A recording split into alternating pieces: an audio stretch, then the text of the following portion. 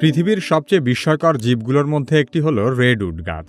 Redwood এমন এক প্রজাতির গাছ যা প্রায় ৩০ তলা ভবনের চেয়েও উঁচু হতে পারে এবং এরা প্রায় হাজার হাজার বছর বেঁচে থাকতে পারে।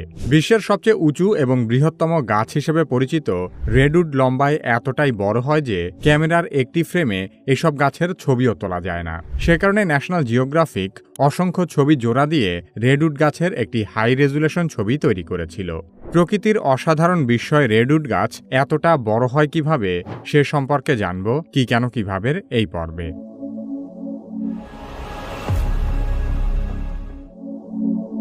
রেডউড হল ক্যালিফোর্নিয়ার উপকূলীয় অঞ্চলের স্থানীয় এক ধরনের বিশাল এবং দীর্ঘজীবী কনিফার গাছ। রেডউড বলতে মূলত দুটি প্রধান প্রজাতির গাছকে বোঝানো হয়। একটি হলো কোস্ট রেডউড এবং অন্যটি জায়ান্ট সিকোয়া। এর মধ্যে কোস্ট রেডউড পৃথিবীর সবচেয়ে লম্বা গাছ হিসেবে পরিচিত। এই গাছগুলো সঠিক পরিবেশ পেলে ৩০০ ফুট বা তারও বেশি লম্বা হতে পারে।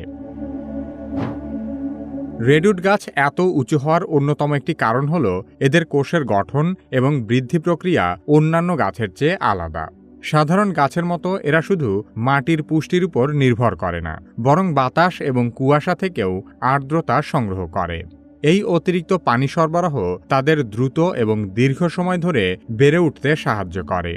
গাছের ভেতরে পানি উপরে ওঠার জন্য জাইলেম নামের বিশেষ এক ধরনের টিস্যু থাকে। রেডউডের জাইলেম অত্যন্ত শক্তিশালী এবং দীর্ঘ দূরত্বে পানি পরিবহন করতে সক্ষম। ফলে গাছ যতই লম্বা হোক না কেন তার মাথা পর্যন্ত পানি পৌঁছানো সম্ভব হয়। রেডউড গাছের একটি বড় শক্তি হল কুয়াশা। উপকূলীয় অঞ্চলে ঘন কুয়াশা থাকে, আর এই কুয়াশা থেকে গাছ সরাসরি পানি শোষণ করতে পারে।